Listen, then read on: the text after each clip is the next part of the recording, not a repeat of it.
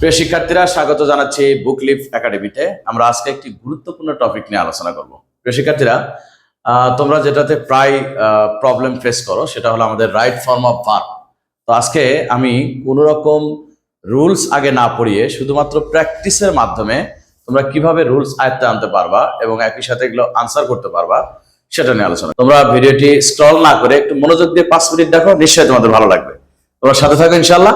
আমি শুরু করছি। প্রথমে আমরা রাইট ফর্ম ভার্ব করতে গেলে যেটা আমাদের জন্য খুবই জরুরি সেটা হলো তোমাকে অবশ্যই ভোকাবুলারি জানতে হবে এবং একই সাথে তোমাকে সেন্টেন্স মিনিংটা বুঝতে হবে। তা না হলে আমাদের কিন্তু আনসার করতে একটু প্রবলেম হবে।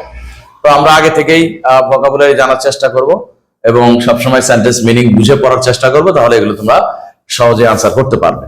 তো প্রিয় শিক্ষার্থীরা, চলো কথা না বাড়িয়ে আমরা শুরু করি আজকের রাইট ফর্ম ভার্ব। আমি একটা কোশ্চেন নিয়েছি, এটা মূলত আমাদের নবম দশম শ্রেণী এবং যারা এসএসসি পরীক্ষার্থী আছো তাদের জন্য এই ভিডিওটি। তো এখানে দেখো আমি সিলেক্ট করেছি একটি ঢাকা বোর্ড 2024 সালের একটি কোশ্চেন। আমরা এই কোশ্চেনটা সলভ করব উইথ সাম রুলস। আমরা যখন সলভ করব তখনই তোমাদের রুল সম্পর্কে একটু ধারণা দেবো। দেখো কিভাবে আমরা সলভ করতে পারি, কিভাবে পড়লে তোমাদের জন্য বেটার হবে, সেই ওয়েটাই আমরা ইউজ করছি। দেখো প্রথমে আমরা একটু ভোকাবুলারি গুলো দেখে নিব, যে বক্সে যে শব্দগুলো বা ওয়ার্ড গুলো আমাদের দেওয়া আছে সেগুলো আমরা একটু দেখে নিব। যেমন এন্টারটেইন শব্দটার মিনিং কি? এন্টারটেইন শব্দটার অর্থ হলো বিনোদন দেওয়া, আমোদিত করা।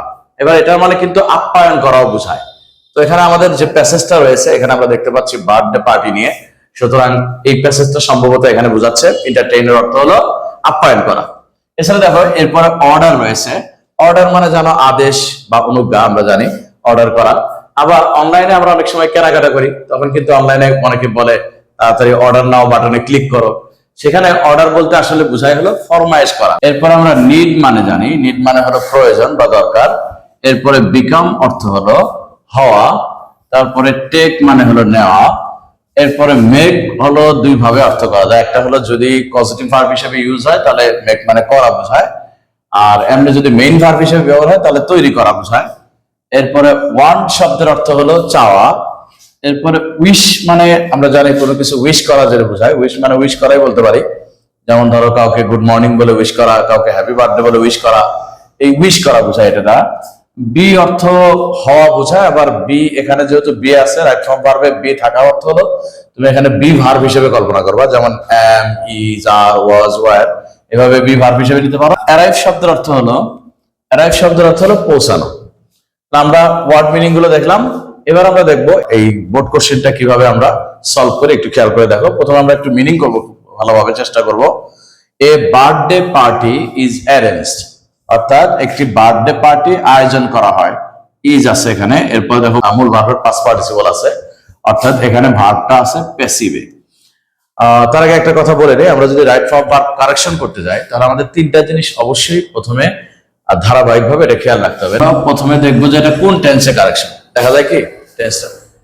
আচ্ছা, 2 নাম্বার হলো আমরা টেন্স দেখার পরে দেখবো যে এটা অ্যাক্টিভে আছে নাকি প্যাসিভে আছে। আমাদের সেন্টেন্সটা সাবজেক্টটা অ্যাক্টিভ কিনা, বা এই ভার্বটা আমরা অ্যাক্টিভে কারেকশন করবো না প্যাসিভে কারেকশন করবো, এটা অর্থাৎ ভয়েসটাকে খেয়াল করতে হবে আমাদের এখানে। নাম্বার 3 হলো তুমি দেখবা এটা নাম্বারটা অর্থাৎ সিঙ্গুলার নাকি প্লুরাল। ভার্ব কারেকশন করার সময় অবশ্যই তোমাকে খেয়াল করতে হবে যে 3টে বিষয়, আমি 3টা আবার বলছি, 3টা বিষয় কারেকশন করতে হবে। খেয়াল করতে হবে তোমাকে যে প্রথমে দেখতে হবে যে এটা কোন টেন্সে কারেকশন করব। দ্বিতীয় হলো যে এটা অ্যাক্টিভে কারেকশন করব না প্যাসিভে কারেকশন করতে হবে, তো ভয়েসটা খেয়াল করতে হবে। নাম্বার 3 হলো এটা সিঙ্গুলার সাবজেক্ট আছে নাকি প্লুরাল সাবজেক্ট আছে। সাবজেক্ট অনুযায়ী আমরা ভার্ব বসাতে হবে, সিঙ্গুলার প্লুরাল ভার্ব। সুতরাং এই 3টা বিষয় খুব ইম্পর্টেন্ট। আমরা প্রথমে এখানে দেখে নেই, পড়তেছিলাম a birthday party is arranged, অর্থাৎ দেখো এখানে এম ইজ এর পরে ভার্বের 3 আছে, অর্থাৎ প্যাসিভে আছে। তো প্যাসিভ অ্যাক্টিভ কখন হয় এটাও একটু আমাদের জানতে হবে। ভয়েস ক্লাসে তোমরা বিস্তারিত জানবে। এখানে একটু ধারণা নিয়ে নাও যে আমরা যদি দেখি যে সাবজেক্টটা এই ভার্বের এই কাজটা করে, অর্থাৎ এই সাবজেক্টটাই এই কাজটা করছে, ক্রিয়ার এই কাজটা করছে, তাহলে আমরা করবো অ্যাক্টিভে। আর সাবজেক্ট যদি এই কাজটা সরাসরি না করে থাকে তাহলে আমরা এটাকে প্যাসিভে কারেকশন করবো। আর 2টা টেন্স একটু মাথায় রাখবা, সব খুবই গুরুত্বপূর্ণ। সেটা হলো প্রেজেন্ট ইনডিফিনিট টেন্সে অ্যাক্টিভটা হয়, প্রেজেন্ট ইনডিফিনিট টেন্সের অ্যাক্টিভটা হয় হলো সবসময় ভার্বের 1। আর প্রেজেন্ট ইনডিফিনিট টেন্সের যদি প্যাসিভ করো তাহলে আমাকে ব্যবহার করতে হবে এম, ইজ, আর এবং ভার্বের 3। এটা হলো প্রেজেন্ট ইন্ডিপেন্ডেন্ট। ইন্ডিপেন্ডেন্ট টেন্সটাও খুব ইম্পর্টেন্ট, অর্থাৎ রাইট ফর্ম ভার্ব করতে গেলে এই দুইটা টেন্স খুব ইম্পর্টেন্ট। একটা হলো প্রেজেন্ট ইন্ডিপেন্ডেন্ট এবং একটা হলো পাস্ট ইন্ডিপেন্ডেন্ট। এই দুইটা টেন্স সম্পর্কে ভালোভাবে ধারণা নিবা, বিশেষ করে অ্যাক্টিভ এবং প্যাসিভ দুইটা সম্পর্কে। তো আমি একটু আইডিয়া দিলাম যে অ্যাক্টিভ যখন করবা তখন ভার্বের ওয়ান হবে, মূল ভার্বের প্রেজেন্ট ফর্ম হবে, আর যখন প্যাসিভ করবে তখন অক্সিলারি হিসাবে am is are ইউজ করবা এবং মূল ভার্বের থ্রি করবা। তো যাই হোক, আমরা এটা আবার করি। এ বার্থডে পার্টি ইজ অ্যারেঞ্জ, একটা বার্থডে পার্টি আয়োজন করা হয় টু সেলিব্রেট, উদযাপন করতে, দ্য ডে একটা দিনকে, when one was born যখন কেউ জন্মগ্রহণ করে। অর্থাৎ একটা বার্থডে পার্টি তখনই আয়োজন করা হয়, যে ওই দিনই আয়োজন করা হয় যেদিন কেউ জন্মগ্রহণ করে। অর্থাৎ যেদিন জন্মগ্রহণ করে সেই অনুযায়ী জন্ম তারিখের দিনে আমরা বার্থডে পার্টি করি, এটা সবাই জানি। এরপর দেখো ইট আছে, এই নাম্বারে আমাদের এখানে ব্ল্যাঙ্ক স্পেস অর্থাৎ শূন্যস্থান রয়েছে। ইট ড্যাশ হ্যাপি অকেশন, এটা বোঝা যাচ্ছে যে এটা হলো একটা হ্যাপি অকেশন, অর্থাৎ একটি আনন্দের অনুষ্ঠান। হয় থাকলে সেই ভার্বটা উজ্জ্ব রাখি আমরা বাংলায়। যেমন ধরো আমি একজন ছাত্র, এর মধ্যে কিনা আমরা বলি না যে আমি হই একজন ছাত্র, অথবা সে হয় একজন ছাত্র, আমরা বলি সে একজন ছাত্র। তাহলে এখানে হয় ভার্বটা উজ্জ্ব থাকে। সুতরাং যখন দেখবা যে সেন্টেন্সের মিনিংটা ক্লিয়ার, তখন এখানে নিশ্চিত থাকবা যে এখানে একটা বি ভার্ব ইউজ হবে। তো আমরা জানি এখানে বি ভার্ব রয়েছে, বি ভার্বের পরিবর্তে আমরা কি ব্যবহার করি? am, is, are, was, are। আমাদের যে প্যাসেজটা রয়েছে এটা মূলত পুরোটাই একটা প্রেজেন্ট ইন্ডিপেন্ডেন্ট টেন্সের মুডে আছে, অর্থাৎ এই স্টোরিটাই আমাদের প্রেজেন্ট ইন্ডিপেন্ডেন্ট। বার্থডে পার্টি কি, কেমন ভাবে হয়, উদযাপন হয়, এটা ডিটেলস একটু বর্ণনা দেওয়া হয়েছে। সুতরাং এটার মুডটাই প্রেজেন্ট ইন্ডিপেন্ডেন্ট টেন্সে। সুতরাং প্রেজেন্ট ইন্ডিপেন্ডেন্ট টেন্সে করতে গেলে বি ভার্বটা হবে এখানে am, is, are। ইটের সাথে আমাদের সাবজেক্টের সাথে ইজ হয়, সিঙ্গুলার হওয়ার কারণে এই জন্য ইজ ব্যবহার করলাম। এটা হলো আমাদের আনসার। 2 নম্বর আমরা দেখি রিসেন্টলি। আমাদের একটা জিনিস মনে রাখতে হবে, রিসেন্টলি শব্দটা এর সাথে আরো কয়েকটা ওয়ার্ড আছে, আমি একটু বলি। Recently, just, just now, already, yet, ever, এই জাতীয় ওয়ার্ড যদি তুমি কোনো সেন্টেন্সে দেখো, তাহলে সাধারণত ওই সেন্টেন্সটা প্রেজেন্ট পারফেক্ট টেন্সে কারেকশন করতে হয়। তো প্রেজেন্ট পারফেক্ট আমরা জানি যে হ্যাভ, হ্যাজ ইউজ করতে হয়, হ্যাভ, হ্যাজ এবং এর সাথে ভার্বের থ্রি। তাহলে আমরা এই সেন্টেন্সের আনসার কি করব? রিসেন্টলি, সম্প্রতি, ইট ড্যাশ এ ট্রেডিশন, এটা একটা ঐতিহ্য, টু অর্গানাইজ, আয়োজন করা এ বার্থডে পার্টি। অর্থাৎ এটা একটা ঐতিহ্য হয়েছে। কি ঐতিহ্য হয়েছে? বার্থডে পার্টিটা আয়োজন করা। বর্তমানে বাংলাদেশেও আমরা প্রায় দেখি, যদিও আমাদের মুসলিম সভ্যতায় বার্থডে পার্টিটা পালন করাটা অতটা উৎসাহিত করা হয় না, তারপরে এটা আমাদের একটা ঐতিহ্য হয়ে আসতেছে দিন দিন অনেকে করার মাধ্যমে। তো এটাকে বলা হয়েছে সম্প্রতি এটা একটা ঐতিহ্য পরিণত হয়েছে বার্থডে পার্টি আয়োজন করা, যে এটা হয়েছে। হওয়ার ইংরেজি কি? বিকাম। তাহলে আমরা এখানে বিকাম ব্যবহার করবো। আর রিসেন্টলি শব্দের জন্য আমরা এটা প্রেজেন্ট পারফেক্ট করবো। প্রেজেন্ট পারফেক্ট করলে ইট হলো সাবজেক্ট, তাহলে এখানে আমরা ব্যবহার করবো হ্যাজ, এবং ভার্ব হলো যেহেতু বিকাম, এর পাস্ট পার্টিসিপল বিকামই হয়, হ্যাজ বিকাম। তাহলে আমরা বি নাম্বার আনসার পেলাম, হ্যাজ বিকাম রিসেন্টলি ওয়ার্ডের কারণে প্রেজেন্ট পারফেক্ট। এবার দেখো পরের অংশ, for organizing such a party, এই ধরনের অনুষ্ঠান আয়োজন করার জন্য কি প্রয়োজন পড়ে? সময় এবং মানি, এটা ব্যয় করা প্রয়োজন পড়ে বা করার প্রয়োজন। তাহলে এখানে নিড শব্দ আছে, নিড অর্থ হলো প্রয়োজন। আমরা একটা নিড ইউজ করব, যে প্রত্যেকেরই প্রয়োজন হয়। ওয়ান নিড এখানে অ্যাক্টিভ আছে, তো ওয়ান নিড প্রত্যেক প্রয়োজন হয়। ওয়ান থাকলে সাধারণত এটাকে সিঙ্গুলার ধরে ভার্বের সাথে এস ইউজ করবো প্রেজেন্ট ইন্ডিপেন্ডেন্ট টেন্সে। One needs to spend both time and money, সময় এবং টাকা ব্যয় করা। তো এখানে সাবজেক্ট যেহেতু সাবজেক্ট মানে প্রত্যেকেরই প্রয়োজন, প্রত্যেকেই এই প্রয়োজনটা অর্থের সাথে কারেক্ট, অর্থাৎ সাবজেক্ট নিজে এই কাজটা করতেছে, সাবজেক্টের নিজেরই এটা প্রয়োজন, সুতরাং এটা অ্যাক্টিভে করতে হবে। আর অ্যাক্টিভ করলে আমরা আগে বলেছি ভার্বের প্রেজেন্ট ফর্ম। প্রেজেন্ট ফর্মে ভার্বের সাথে যদি সিঙ্গুলার ধরা হয় সাবজেক্ট, তাহলে এস বাই ইউজ হয়। এরপর দেখো হি অর শি স্টার্টস, সে শুরু করে ড্যাশ প্রিপারেশন, অর্থাৎ প্রস্তুতি নেওয়া, ফ্রম সাম ডেজ এগো, অর্থাৎ কিছুদিন আগে থেকে। তাহলে সে শুরু করে প্রস্তুতি নেওয়া ফ্রম সাম ডেজ এগো, কয়েকদিন আগে থেকে। দেখো এখানে হির পরে বা সেই সাবজেক্টের পরে স্টার্ট ভার্ব দেওয়া আছে, মেইন ভার্ব দেওয়া আছে। একটা সিম্পল সেন্টেন্সে যখন দুইটা ভার্ব ইউজ করা হয়, তখন পরের ভার্বটা অর্থাৎ যে ভার্বটা আমাদের শূন্যস্থানে থাকবে সেটাকে আইএনজি করে ওটাকে নন ফাইনাইট করতে হবে। যেখানে সিম্পল সেন্টেন্সে দুইটা ফাইনাইট ভার্ব থাকে না। তাহলে আমাদের এখানে যেহেতু স্টার্ট ভার্ব আছে, এখানে যে ভার্বটা ইউজ করব মিনিং অনুযায়ী সেটাকে আইএনজি যুক্ত করবো। যেমন এখানে আছে কি আমাদের টেক, টেক নিতে হয়, নেওয়া। তাহলে আমরা he starts take, he start take, কিন্তু এখানে যেহেতু স্টার্ট আছে এই জন্য আমরা এখানে আইএনজি যুক্ত করে নন ফাইনাইট করলাম। তাহলে একটা সিম্পল সেন্টেন্সে দুইটা ভার্ব থাকলে অবশ্যই একটার সাথে আইএনজি করতে হবে।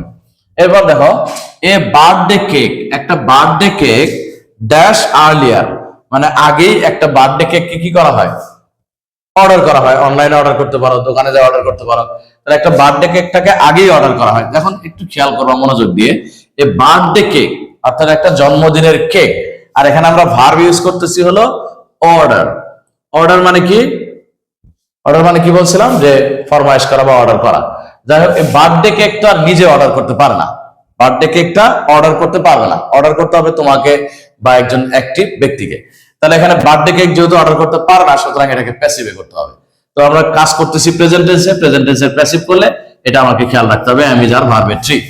তাহলে এখানে এই বার্থডে কেক সিঙ্গুলার, সুতরাং ভার্ব আমরা ইউজ করলাম ইজ, আর পাস্ট পার্টিসিপল করলে এখানে অর্ডারের সাথে ইড ইউজ করব।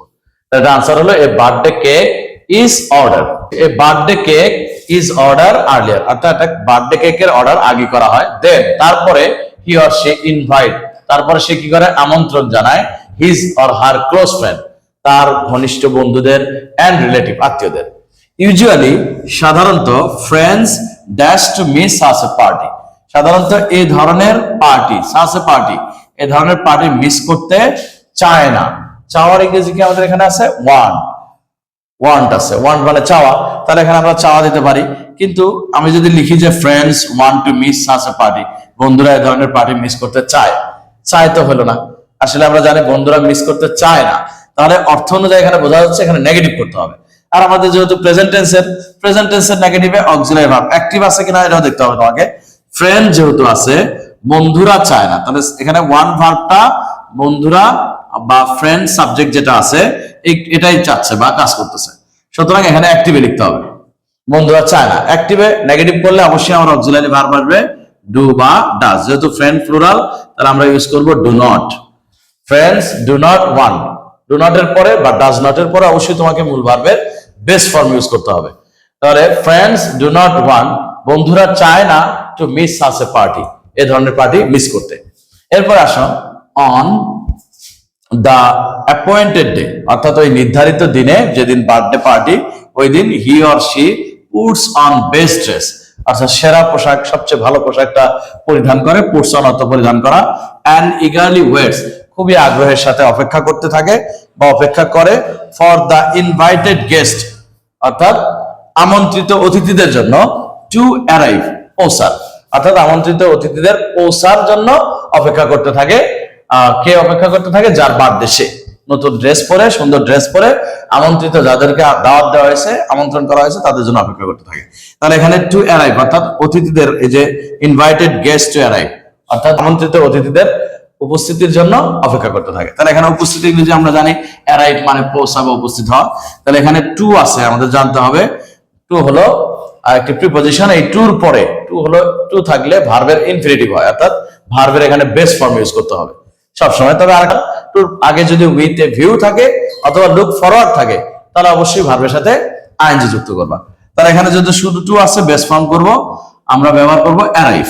তাহলে এখন আমরা অ্যারাইভ লিখে দিই এখানে পৌঁছায়, বাস এটুকু শেষ। এরপর দেখো after the arrival of the guest, অর্থাৎ অতিথিদের উপস্থিত হওয়ার পর, he or she cuts the birthday cake, সে যখন বার্থডে কেকটা কাটে। তারপরে by singing happy birthday to you, অর্থাৎ হ্যাপি বার্থডে টু ইউ এই গানটা গেয়ে আর সবাই কেক কাটে। Everybody dash him or her, প্রত্যেকে তাকে কি করে, উইশ করে। এই দেখো এখানে উইশ করা আছে, তাহলে প্রত্যেকে এখানে সাবজেক্ট নিজে কাজ করে, সুতরাং অ্যাক্টিভে। আর যেহেতু এভরিবডি, এরকম শব্দ আরো আছে, যেমন everybody, everyone, nobody, no one, everything, something, nothing, anything, এগুলো সবসময় সিঙ্গুলার সাবজেক্ট হিসেবে ইউজ হয়। সিঙ্গুলার হওয়ার কারণে প্রেজেন্ট টেন্সে অবশ্যই, আমরা এর আগেও বলছি, প্রেজেন্ট টেন্সে অবশ্যই কি হবে, ভার্বের সাথে এস ইউজ করতে হবে। যেহেতু উইশ আছে, উইশের সাথে আমরা ইএস যুক্ত করব, বাস। তাহলে everybody wishes him or her, প্রত্যেকে তাকে কি করে, উইশ করে। দ্য গেস্ট আর হাইলি, অতিথিকে খুবই ভালোভাবে কি করা হয়, আপ্যায়ন করা হয়। আমরা এন্টারটেইন মানে বলছিলাম বিনোদন করা এবং আপ্যায়ন করা, তাহলে এখানে আমরা এন্টারটেইন দিতে পারি। তাহলে খেয়াল করবো এখানে সাবজেক্ট, আমি বারবার বলছি তিনটা জিনিস খেয়াল করতে হবে, টেন্স কোন টেন্সের, ভয়েসটা কি এবং সিঙ্গুলার না প্লুরাল। তাহলে আমরা এখানে দেখি the guest are highly entertain, অতিথিরা কি আপ্যায়ন করবে তাকে অতিথিদের আমরা আপ্যায়ন করব।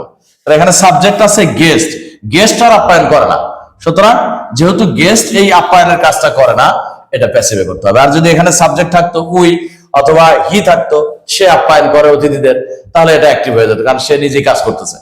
তাহলে বোঝা গেল গেস্টটা এখানে এই কাজটা করে না, এই জন্য এখানে আমাকে করতে হবে প্যাসিভে। আর প্যাসিভ হলে আমরা আগে বলছি প্রেজেন্ট টেন্সের প্যাসিভ হলে এম ইজ আর ভার্বের থ্রি। তাহলে এখানে আমাদের আর আছেই, এবার শুধু ভার্বের থ্রি করা, আপ্যায়ন ইংরেজি এন্টারটেইন, আমরা এখানে ভার্বের থ্রি করে দেব এন্টারটেইন, এন্টারটেইন।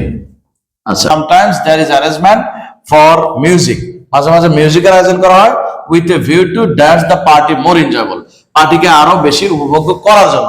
আমরা বলেছিলাম এটা পজিটিভ ভার্ব হিসেবে মেক ব্যবহার করলে করা বোঝায়, শুধু আমরা এখানে মেক ব্যবহার করতে পারি, এবং এখানে টু যেহেতু আছে উইথ এ ভিউ টুর সাথে, সুতরাং এটা আইএনজি করবো, আইএনজি করলে আনসার হয়ে গেল মেকিং।